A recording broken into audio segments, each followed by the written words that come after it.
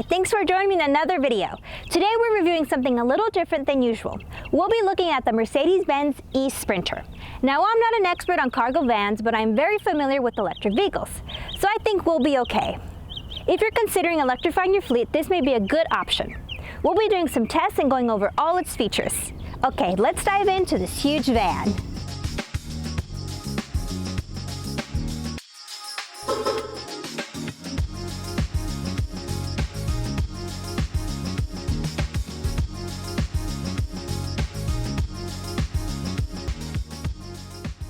This is a 2024 Mercedes eSprinter. It's currently available with a standard output or a high output powertrain, which starts at $71,886 and $75,316 respectively. This is higher in price than the gas version of the Sprinter, which starts at around $50,000 for the standard roof and around $53,000 for the high roof.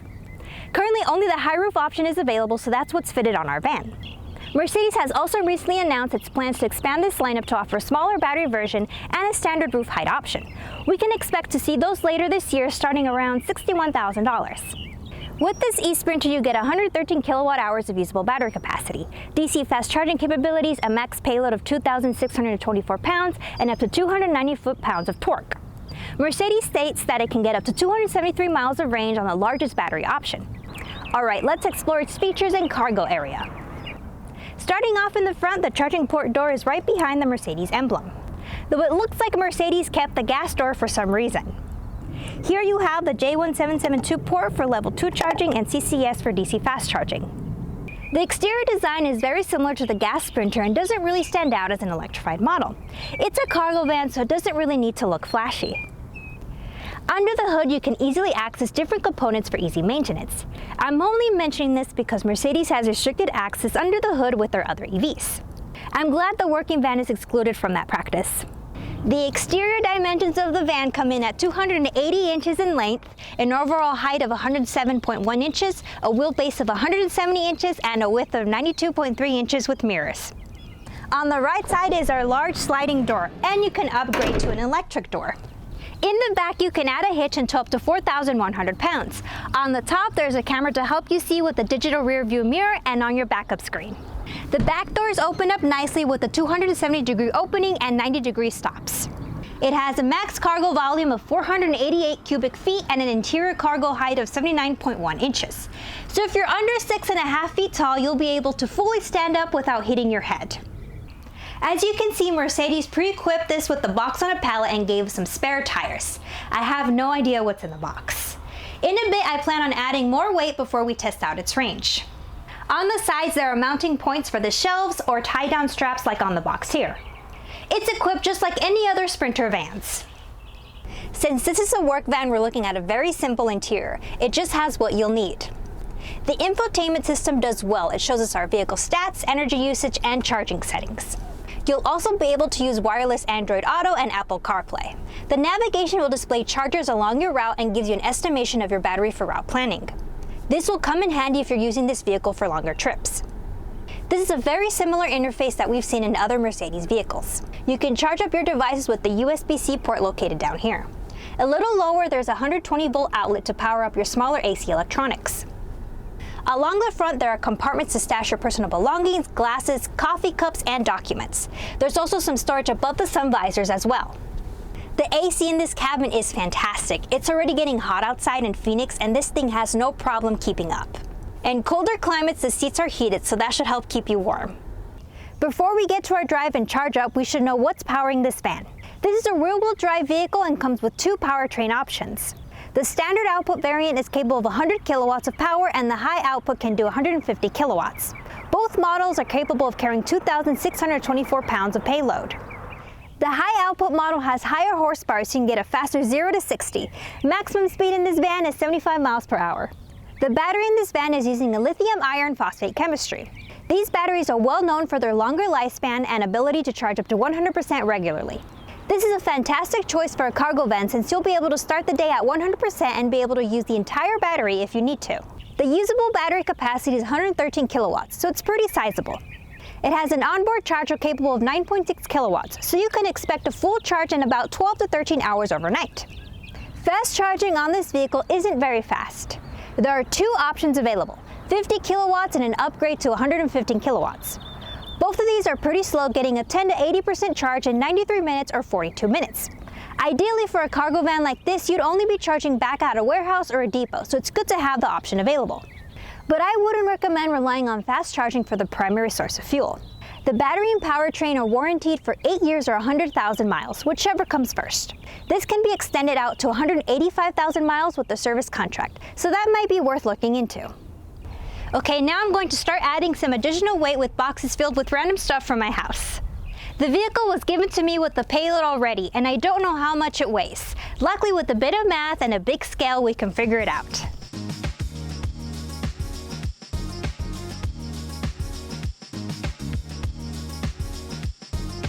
This vehicle should weigh 6,746 pounds from the factory. We've added an extra 206 pounds of weight to the vehicle with my boxes. Using a CAT scale, we got a gross weight of 8,160 pounds.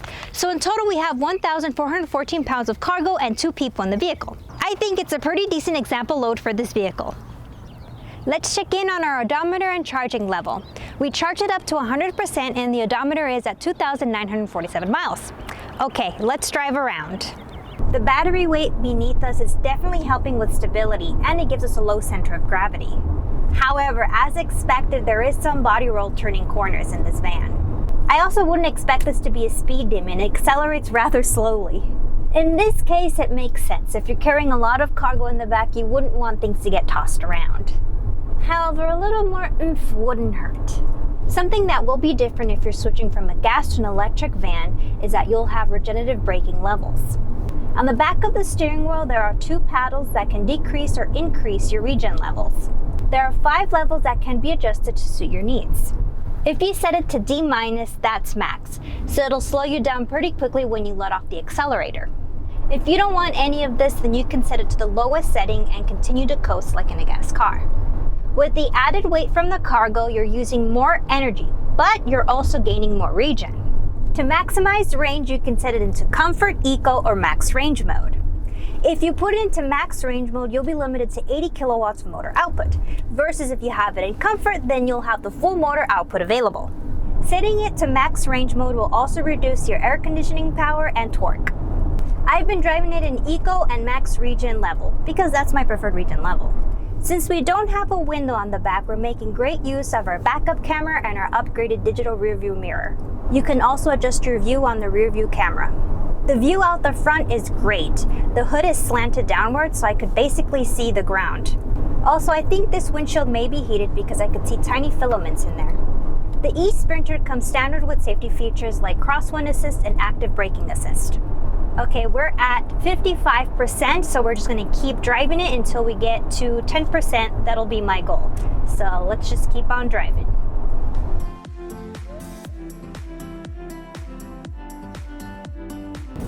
Okay, we got the Sprinter down to 10% and we drove 236 miles. That means if we ran this all the way to 0, we'd get 262 miles of range. We're coming up 11 miles short from the estimated 273 miles. We don't have an EPA number yet, but that doesn't sound terrible since we've got over 1,000 pounds of cargo. I'll be plugging into these 350 kilowatt DC fast chargers and we'll see how it goes. Well, this is pretty much a straight line. Through the entire session, we held 115 kilowatts. At 78%, it dropped down a tiny bit and we ended at 80% going at 112 kilowatts. It took us 42 minutes to go from 10 to 80%, so that meets the time Mercedes claims. Clearly, Mercedes isn't pushing the limits with the 115 kilowatt charging rate, and they could have just adjusted the curve to get faster charging rates. Our total cost for this charging session was $37.36. If you're using level 2 charging, it's more likely the cost will be less depending on your electric utility rates at your business or home. This truck seems pretty complete, but there are a few additions I wish they had. I would have loved to see electric vans have options for vehicle-to-load capabilities. I feel like it would come in handy just as much as it does in a working truck. After all, this isn't exclusive for deliveries. It would be nice for a dog grooming business to have outlets in here, right, Calla? Mercedes also offers more trim options for their gas vans. It'd be great if Mercedes is planning on future electric van options to be used for passengers and camping. Clearly it's huge, so you've got plenty of room. Plus, campsites usually have 1450 outlets for RVs. You could charge up and live in the van. The Mercedes-Benz eSprinter is a practical and simple cargo van, and it's a new option for electrifying your fleet.